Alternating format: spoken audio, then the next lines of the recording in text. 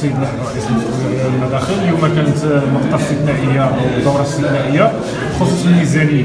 الملاحظ اللي لاحظته الله رشيد اليوم أن الميزانية تحول لها طبعا بأنها ما كانتش فيها تساوي ما بين المداخل وهذا. جات المداخلات الأغلبية قالت بأن الميزانية بأن هذه الدورة وهذه العملية كاملة شبه شكلية. شنو ممكن تقولوا الرأي العام في هذه المسألة؟ شكرا السي ياسين ولا العشيوز على الاستضافة. يعني باختصار كل ما يمكن أن يقال على الميزانية كما قالوا جل التدخلات هي واحد الدورة أنا بغيت نقول تقنية فقط، باعتبار أن سلطات الرقابة رفضت الميزانية باعتبار أن الدوتاسيون ديال لا تي في عملنا أكثر من القيمة اللي المفروض كتعطانا اللي هي 34 مليون درهم. حنا عندنا 40 مليون درهم، زدنا 6 مليون درهم نظرا لواحد لوطوريزاسيون سبيسيال اللي غادي تزاد، وبالتالي قالوا هما ممنوع ان التي خصك الدوتاسيون اللي كتجيكم العام اللي فات خصكم ديروا. ففي كل يعني بكل بساطه العالم خدينا ديك 6 مليون درهم وديسباتشات على باقي الفصول ديال المداخل اللي الموافقه عليها. من خلال التدخلات كانت سبق تطرح بان الفضولي قال بان هذه الميزانيه هذه غادي ترفض، وفعلا هذاك الشيء اللي كان. علاش ما اتخذت بعين الاعتبار المساله هذه وهذه اللي شال سيدنا اولا وقال بان الميزانيه كانت فيها اختلالات؟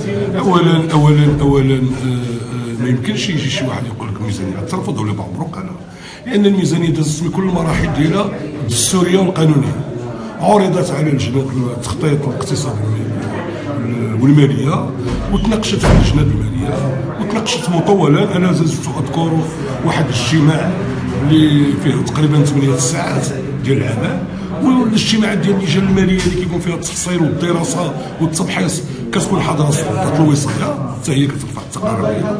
وبعد ذلك اللجنه الماليه عملت تقرير وتعرضت على الدوره، والساده الاعضاء والعضوات ديال المجلس المحترمين كلهم ناقشوا الميزانيه وتمت المصادقه عليها. دونك التعرض اللي وقع والرفض اللي وقع اللي كنكرر هو تقني فقط، لا يمس جوهر تركيبه الميزانيه. اولا فيما يتعلق بالصدقيه، دليل على ذلك هو ان هذه السنوات حنا كامله لي بريفيزيون اللي كنعملوا ديما زايدين فيهم 5 مليون درهم.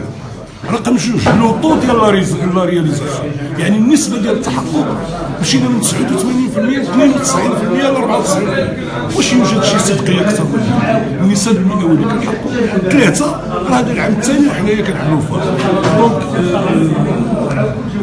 اعاده قراءه الميزانيه هو اشكال تقني كان ممكن تجاوزه بلا عقد دوره كنظن اذا كان كيسمح لنا.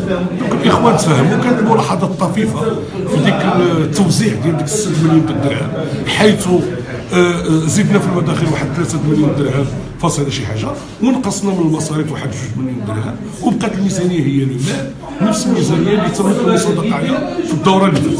شكرا.